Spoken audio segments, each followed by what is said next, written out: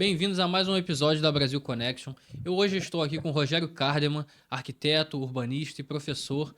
Muito bem-vindo ao nosso episódio, muito bem-vindo à nossa casa. Como é que você está? Tudo bem? Obrigado, obrigado pelo convite. Estou bem, pronto aí para as perguntas.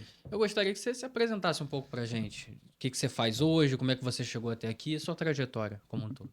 Então, sou arquiteto e urbanista, né, formado na UFRJ. Eu trabalho no mercado de projetos de arquitetura e também sou consultor de planejamento urbano. Então, eu atuo nessas áreas principalmente. Eu sou professor na Universidade Veiga de Almeida e também no mestrado profissional da FRJ. Tenho mestrado, doutorado e agora atualmente estou fazendo um pós-doutorado na PUC, Rio. É meu segundo pós-doutorado. E como é que você olha essa nova geração de arquitetos aí?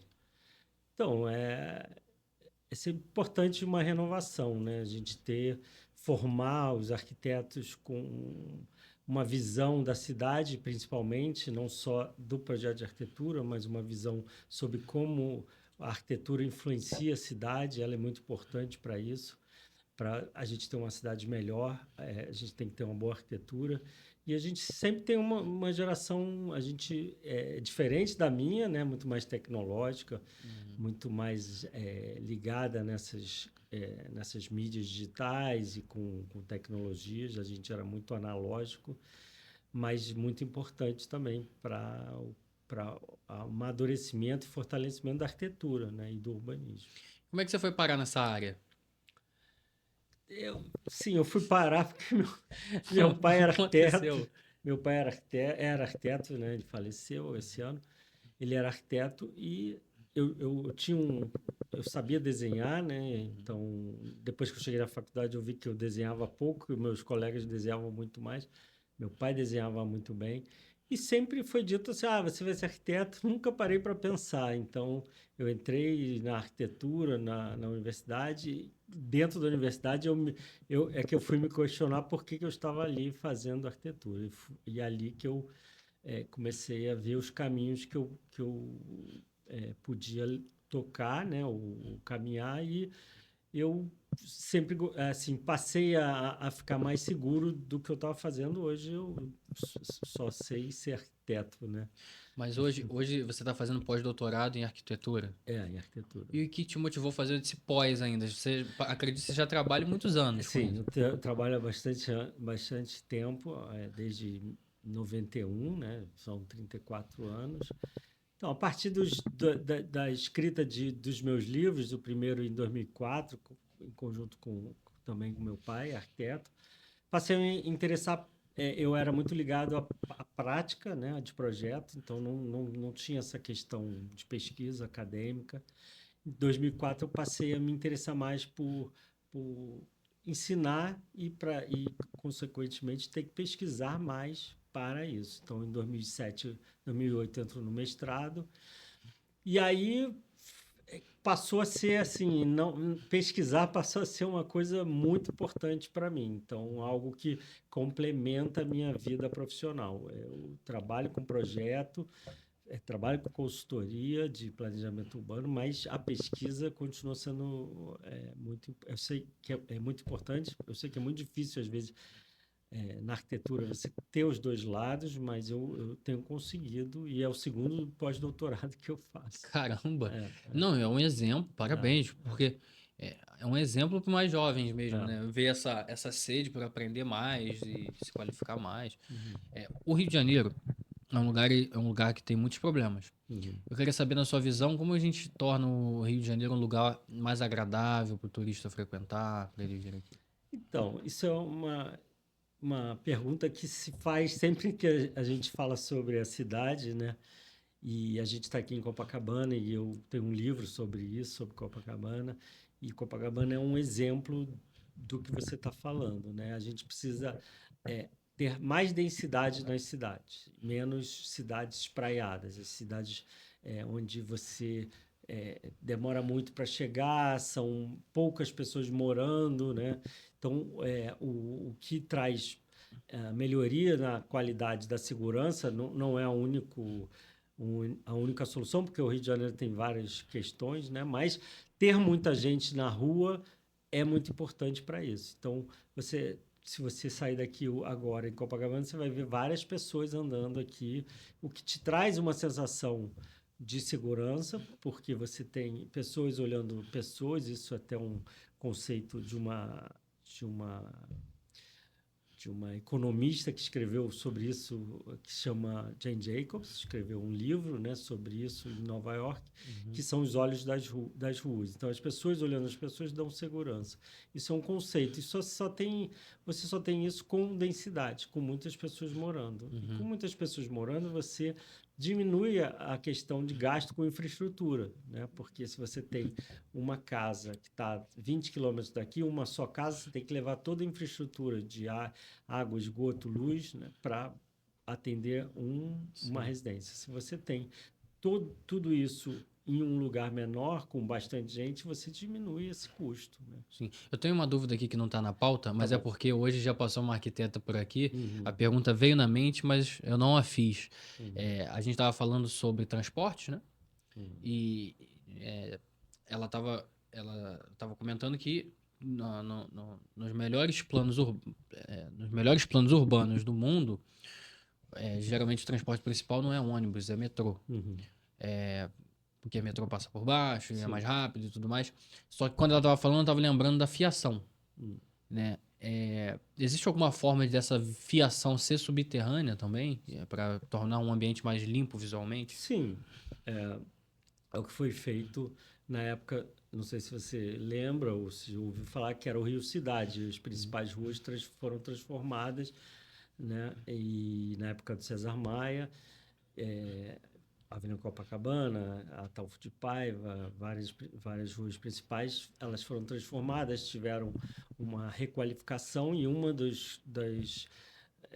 ações foi levar as fiações para o subsolo. Isso tem que ser feito ao longo do tempo, é um custo muito grande, né? São Paulo tem sofrido com isso, porque as árvores caem, né? Derrubam, a luz cai, fica muito tempo sem luz, mas isso a gente não pode também cobrar da Light, por exemplo, porque provavelmente não está no contrato dela, então isso tem que ser feito por uma parceria ou pela prefeitura, e isso tem um gasto muito alto. Eu imagino. Mas é algo que tem que se ir fazendo aos poucos, né? E como coordenar o plano de uma cidade como o Rio de Janeiro, o plano diretor de uma cidade como o Rio de Janeiro? Então, eu participei, né, durante 2 anos e meio no gabinete do vereador Pedro Duarte, como assessor do plano diretor da cidade. Então, lá eu pude ver como é que eu tinha essa coisa do arquiteto, achar que o plano é algo muito muito desenhado ou é uma coisa só de arquiteto, e lá você pode ver como é que são as questões políticas, né? Então, cada setor vai lá, discute, quer levar para o seu lado. Os políticos representam bairros ou a camada da sociedade, cada um quer botar sua parte naquele plano e atender aquela população, o que é super justo, né? Sim. O negócio é que tudo tem que, no final, ter algo que seja factível para a cidade, né? E o plano diretor é o que vai dizer para onde a cidade vai crescer ou onde não crescer, onde se adensar mais, menos, questões sobre IPTU, questões mais técnicas, né, de urbanismo, sobre instrumentos do Estatuto da Cidade, tudo está dentro desse plano diretor. Só pode me explicar o que significa exatamente esse termo adensar a cidade? Adensar a cidade é você ter mais pessoas por metro quadrado. Então, se você olhar, comparar aqui, aqui Copacabana tem... Quando eu me lembrava, tinha 140 mil habitantes, né? Nossa, muita gente, hein?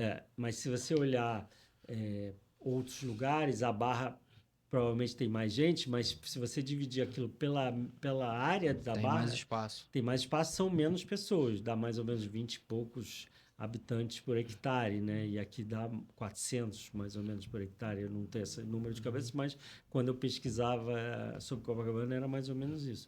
Então, outras cidades, Hong Kong, são maiores, outras menores. Então, você adensar é ter mais pessoas morando. Para isso, você tem edifícios mais altos, né? mais unidades, isso seria o termo adensar. Então, você também não pode chegar e extrapolar, né? Então, você não tem um Tem um número equilíbrio. mágico, mas tem que ter um equilíbrio. Você tem que entender o seu suporte de mobilidade, né? de metrô, de trem ou ônibus e seu suporte de infraestrutura.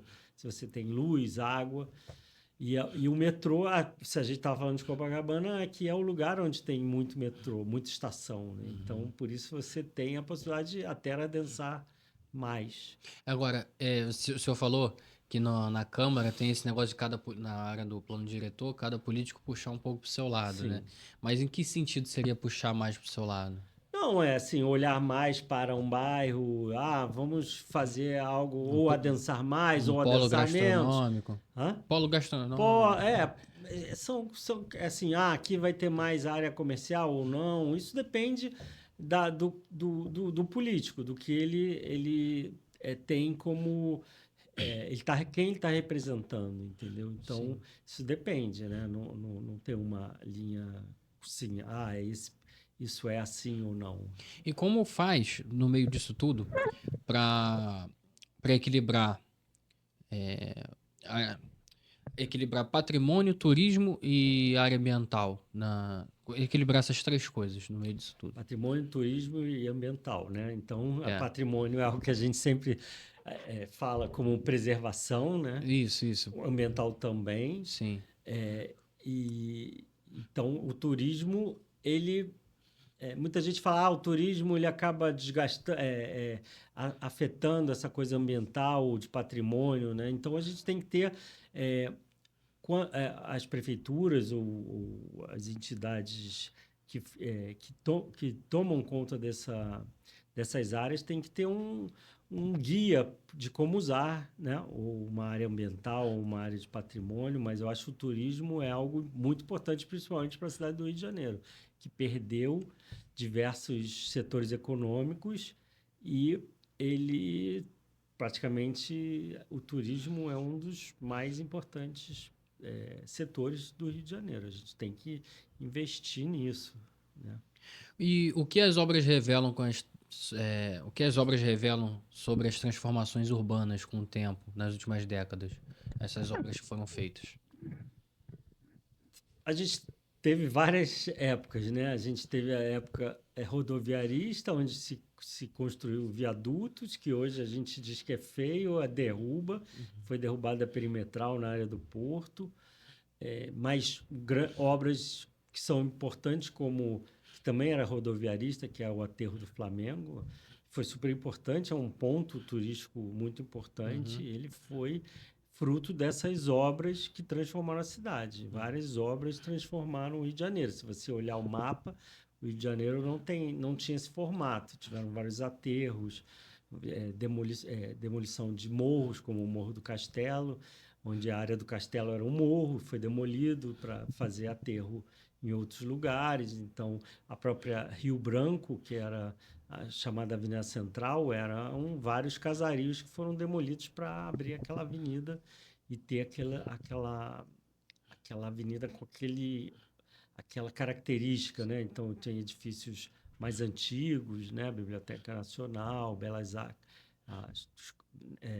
Museu de Belas Artes, tal. Então, E o que mudou para melhor nos últimos anos, você acha? Na- no nosso território urbano? assim, a gente nunca pode dizer que piorou, né? Acho que a gente tem que dizer que está sempre melhorando.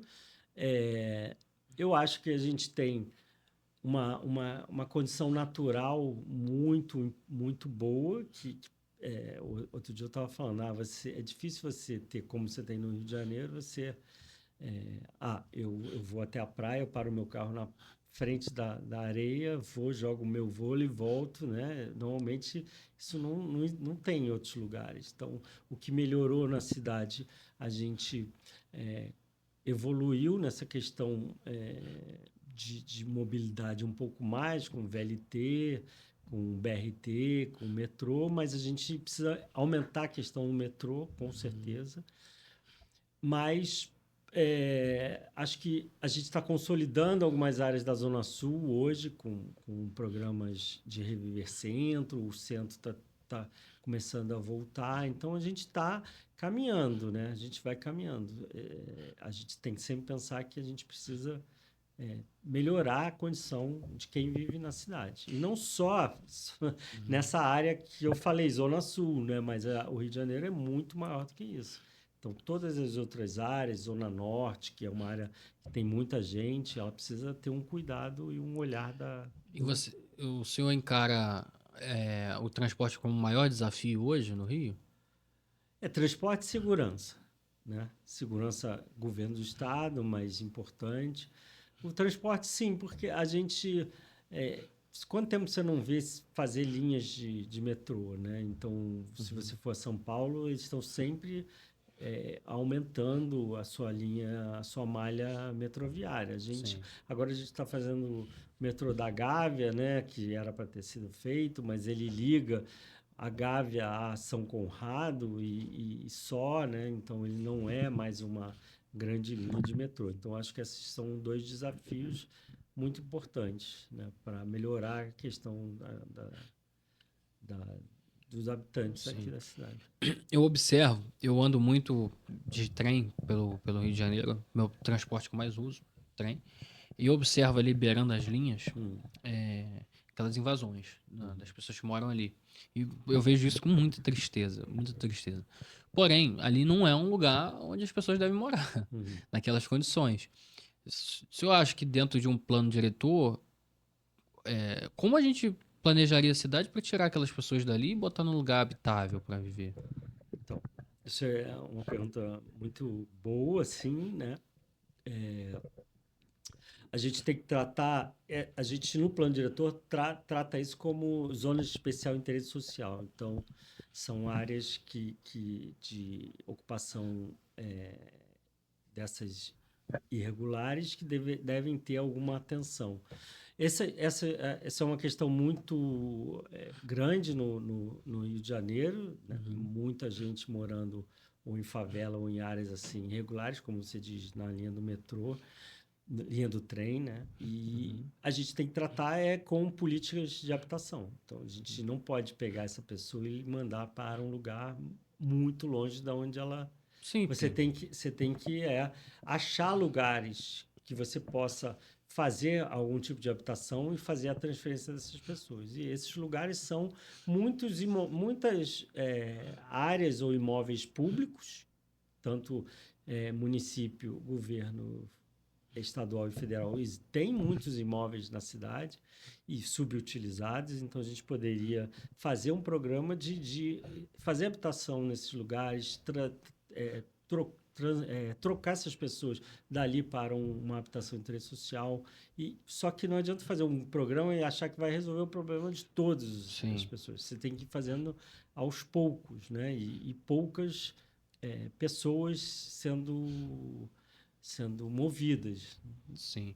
E supondo que o problema fosse solucionado 80%, como se aproveitaria bem, tirando essas casas de invasão dali, como seria bem aproveitada aquela área ali, aquele espaço?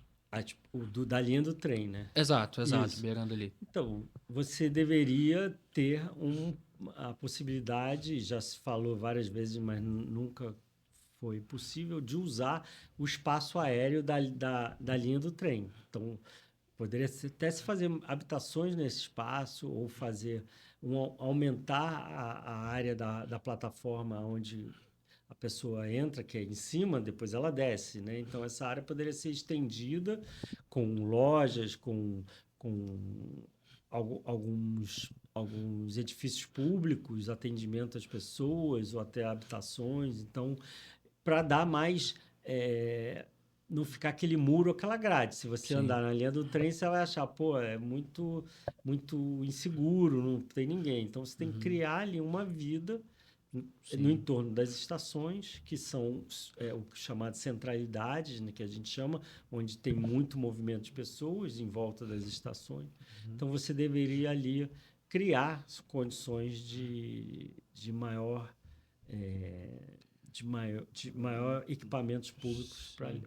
E tem algum lugar do mundo que é feito assim? Então, eu morei em Hong Kong, né? Então, em Hong Caramba, Kong, que experiência é. diferente. Em Hong Kong, você tem uma parceria entre o privado e o público. Então, a maioria das estações, elas saem dentro de um edifício ou de um shopping, e aí quem banca isso é a pessoa que fez o shopping.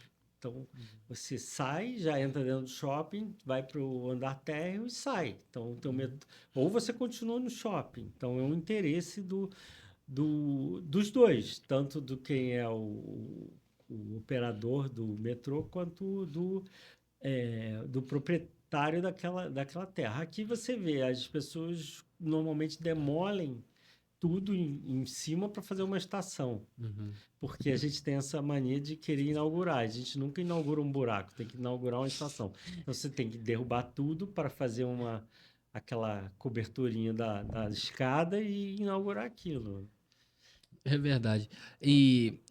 Agora, só por curiosidade, não tá nem na pauta, Hum. mas lá na China, a gente tá falando dessas pessoas que não deveriam estar morando ali, né? Uhum. Na estação. Na história da China, parece que teve um período onde, na marra, o governo tirava a pessoa. Da... Uhum. Não só pessoas que moravam em invasão, mas em qualquer lugar, não. A gente precisa dessa densidade Uhum. aqui, outra ali. Como é que você observa essa medida da China que hoje mostrou um certo resultado? Não estou falando que eu concordo, mas. Uhum. Eu não tenho esse histórico assim, eu posso te falar de Hong Kong como era, Sim. então lá tem um adensamento, tem a questão das moradias minúsculas, né? Até teve um programa recentemente na TV falando sobre isso.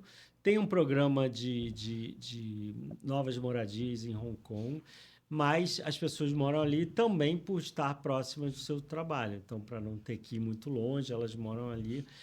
O problema é que mesmo sendo pequenas moradias, tem um alto custo, são caros. Eu morava num mini apartamento, não era um apartamento, era um quarto com banheiro, e eu pagava muito caro, porque tudo é muito valorizado, né?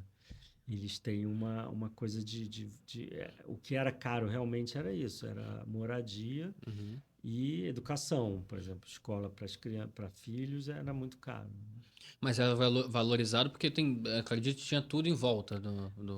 Porque era um lugar que tem toda a infraestrutura, Uhum. é, várias linhas de metrô, transporte, então é um lugar que tinha um custo para isso. Uhum. Ou você ia morar mais longe uma hora e meia dali. Sim. Eu tinha uma ilha onde os estrangeiros moravam, que eu fui ver e tal. Uhum. Era bem legal, mais barato, super arrumado, mas você tinha que pegar um barco de uma hora ou 40, 50 minutos todo dia para ir e voltar, né? Então, isso tem um tempo, aí você tem que sair cedo, aí seus filhos têm que vir para cá, para a escola, então era também um custo, né? E o senhor acha que, de alguma forma, através do urbanismo, tem como explicar algumas desigualdades sociais? Sim, tem. A gente sempre valorizou demais as áreas. Vou falar do Rio específico. O Rio tem dois lados, o lado do mar e o lado depois do maciço, né? Então, Zona Norte, Zona Oeste. Uhum. A partir do momento que essa coisa de morar perto do mar atrai as pessoas com mais poder aquisitivo,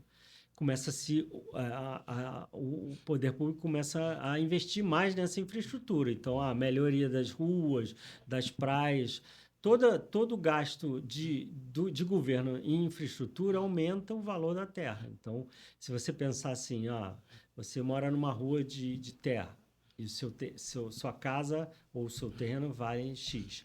Se vier a prefeitura e asfaltar e botar iluminação, tal, calçada, vai valer mais. Então é um gasto que vale a pena para a economia. Não, não é um investimento, mas é um gasto que até para a economia vale a pena.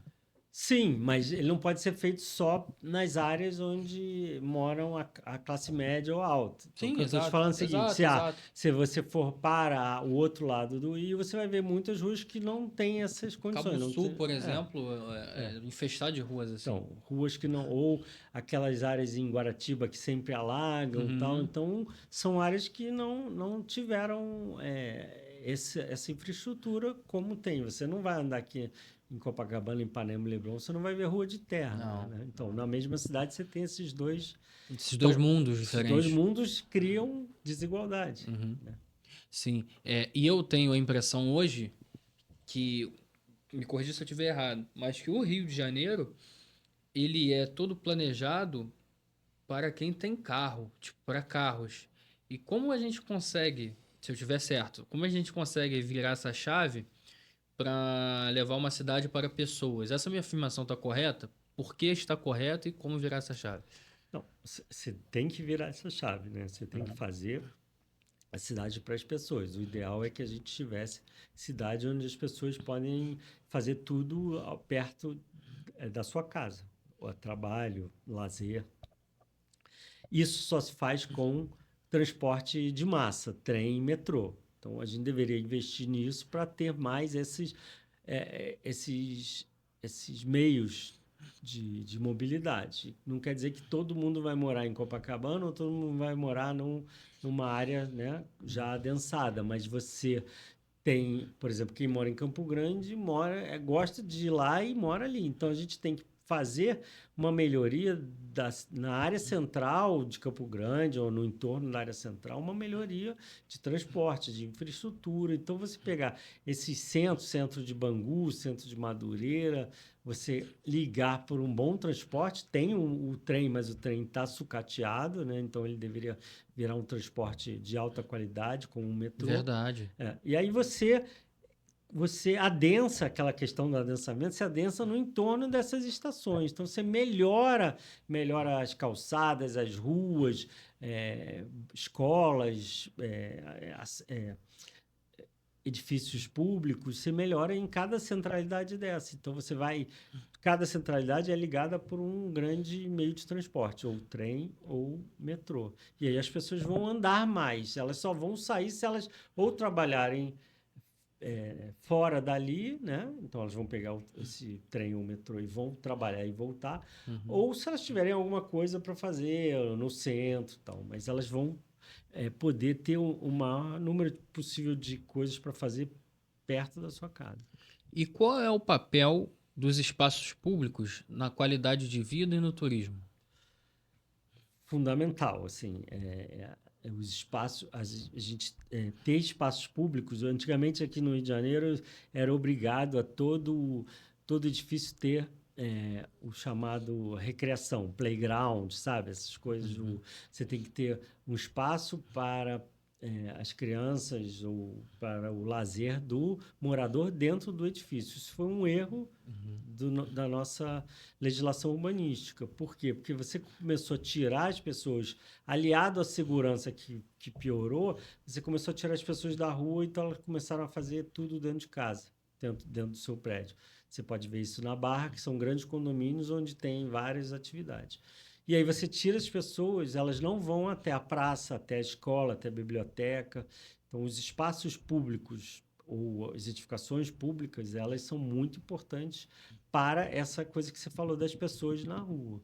Né? E é um lugar, por exemplo, praças. A gente precisa de praças. Tem lugares, por exemplo, toda a região administrativa de Madureira, hoje só tem como área de lazer o Parque Madureira. Mas a pessoa mora, por exemplo, em Cascadura, não é do lado do verdade. parque. Onde ela vai, né? Por exemplo, uma mãe que tem um bebê e ela precisa passear 30 minutos com o seu bebê para pegar um sol. Ela vai até o Parque Madureira? Não, Ela tem que ir numa praça, uma pequena praça. Isso não existe. Então, é isso que a gente tinha que olhar. Olha, onde a gente vai? A gente vai pegar alguns imóveis subutilizados, vamos demolir e fazer algumas praças. As praças compõem esse sistema, né? Mas quando o senhor fala praças, é meramente uma pracinha ou é com comércio em volta, aquela coisa toda, aquela completa, assim, Não, vamos dizer assim? isso você tem, pode ter todos esses tipos, Aham, depende do que você tem de possibilidade. sim. As praças são muito mais importantes, por exemplo, do que os dos parques. Eu já escrevi até um artigo sobre isso, que eu gostava mais de praça do que parques, porque os parques são assim, são lugares muito grandes que demandam um volume de dinheiro para se construir, para se manter, e são normalmente longe de todo mundo, né? Para ir para um parque Madureira ou o Parque Quinta da Boa Vista, todo mundo tem que ir de carro. Uhum. E a pessoa, o idoso, por exemplo, todo idoso precisa andar, pegar um sol também. Ele não vai pegar um carro e ir até, ele precisa ir É. ali. Então pode ser uma praça maior, menor, um banquinho com um xadrez para as pessoas Sim, sim. jogarem. Pode ter comércio em volta, mas isso cada lugar vai ter um. Precisa de um espaço aberto, precisa de rua. Sim, Ver rua, ver ver gente, gente, respirar um ar puro. arborização, né? Lugar para sentar.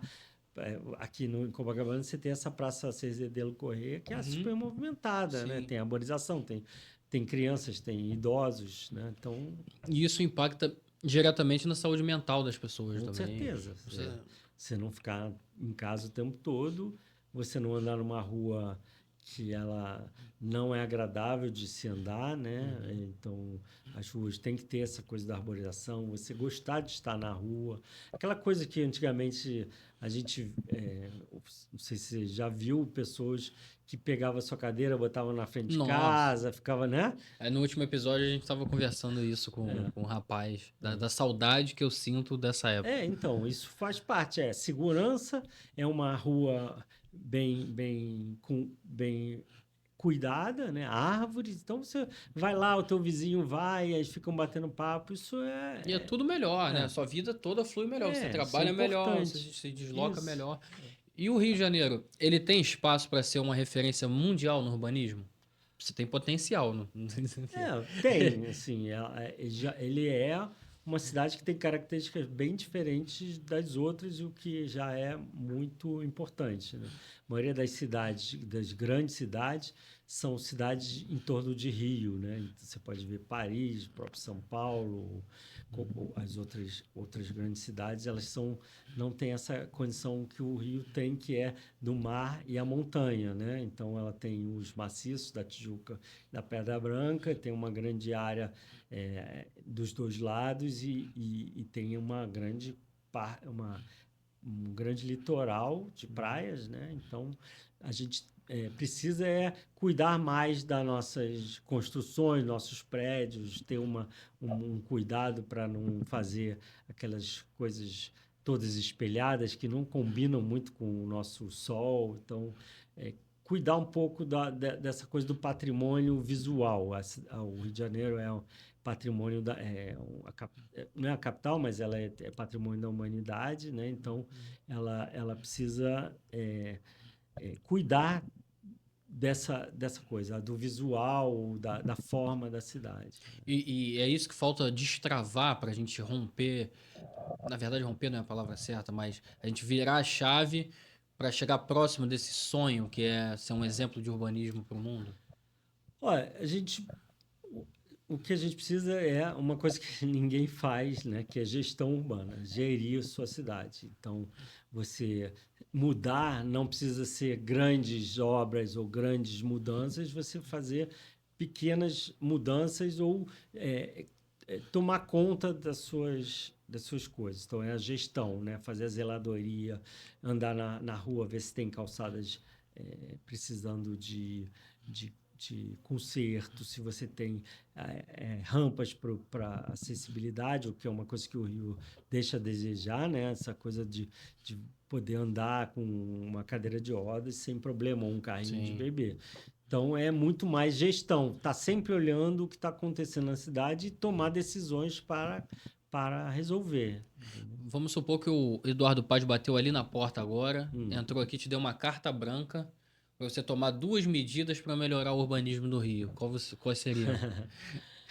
Difícil, né? Mas eu pensaria assim, uma coisa que foi discutida no no plano diretor, e eu sempre defendi, mas não foi à frente, que é esse olhar por bairro, né? Olhar bairro a bairro, e simplificar um pouco essa coisa da legislação urbanística, porque senão a gente tem uma coisa muito complexa, poucas pessoas entendendo. Então a gente deveria ter posturas municipais muito mais desenhadas. Então o cara ele tem lá, você olha um terreno e você sabe o que você pode construir através de uma volumetria. Então com isso você sabe qual é o resultado antes.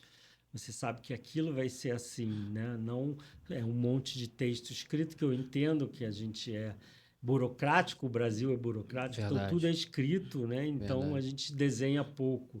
Isso é uma coisa que a gente, como arquiteto, a gente sempre fala, vamos desenhar, porque a gente não adianta olhar um edifício e falar, olha, ele ficou horrível aqui, porque se você desenhar antes e você fizer uma inserção naquele lugar, você vai conseguir saber se ele é bom ou não, né? Me diz aí um bairro do Rio, um bairro aqui no Rio de Janeiro, que resume a nossa identidade urbana. Copacabana. Copacabana. Por quê? Copacabana é o lugar. Eu tenho várias pessoas que não vão concordar porque não gostam, né? Mas Copacabana é isso. Ele tem a praia, ele tem o comércio, ele tem uma diversidade de pessoas, várias classes sociais morando no mesmo área, do rico ao pobre, e metrô, praças. É completo, é um bairro completo. Agora, uma obra arquitetônica que todo turista deveria conhecer. Temos várias, né? Mas eu falaria que o Palácio Gustavo Capanema no centro, do um projeto de 1937 que vale muito a pena. Eu tive recentemente lá, ele foi reinaugurado, tem visitas guiadas, então é um dos. Mas temos vários, né? O próprio MAN, a gente tem o Rio Branco tem vários Uhum. edifícios, né? Acho que tem, tem muita coisa para o turista aqui. E qual é o maior acerto urbanístico da história da cidade? Maior acerto urbanístico, difícil, hein? Maior acerto urbanístico da cidade. Eu posso dizer qual foi o pior. Seria a próxima pergunta. Então vou começar pela pior. A pior para mim foi a Rio Branco, Uhum. né? A Rio Branco não, a Avenida Presidente Vargas. Presidente Vargas. Sério? É. Ela era uma área. Meu pai morava ali, que é chamada Praça 11, né? Uhum. Então ele demoliu aquilo que tinha uma vida, tinha gente ali, era super.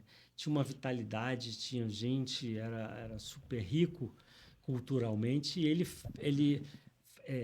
fez uma divisão, né? Uma fronteira de uma rua que não é agradável de, de, de, de se de se andar, né? Então, esse é para mim um grande erro o acerto, assim, acho que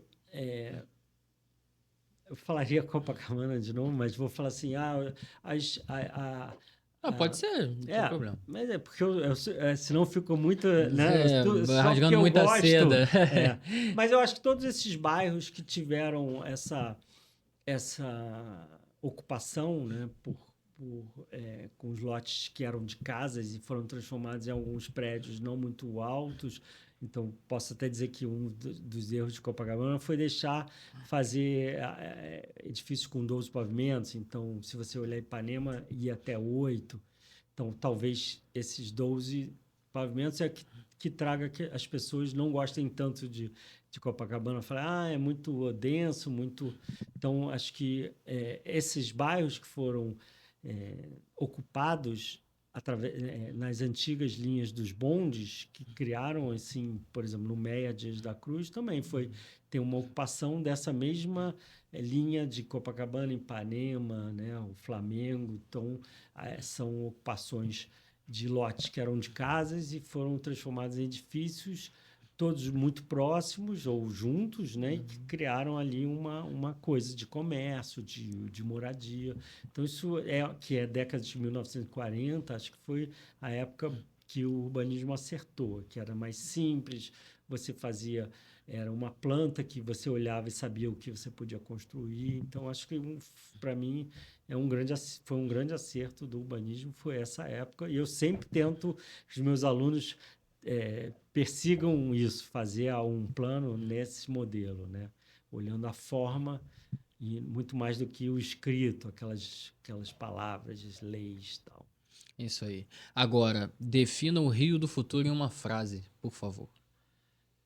Rio, capital do turismo. Capital do turismo. Sim. Acho que a gente não tem como escapar disso. Acho que a gente é feito para o turismo, a gente precisa atender bem essas pessoas e usufruir disso, né? A gente vem crescendo, mas ainda tem muito potencial. Professor, muito obrigado pela presença. Eu agradeço por ter separado um tempo para vir aqui dar essa aula e já faço convite para voltar em 2026. A gente tem uma vasta agenda aí. Obrigado. Vai ser bem-vindo em parceria com o Murdoch, se puder. Vai ser uma aula ele magna. Ele é meu mestre, ele é o meu chefe, meu mestre. Ele, quando quiser, a gente pode estar junto aí. Quem aprendeu com quem? Não, eu aprendo com ele sempre. Né? Eu aprendo muito. Esse foi o Rogério Cardman. Muito obrigado por acompanhar até aqui. O senhor tem alguma rede social para indicar para o pessoal seguir? É R. Cardman no Instagram. Então, já segue aí, deixa o seu like no vídeo, comenta o que você achou e até a próxima viagem. Muito obrigado. Obrigado.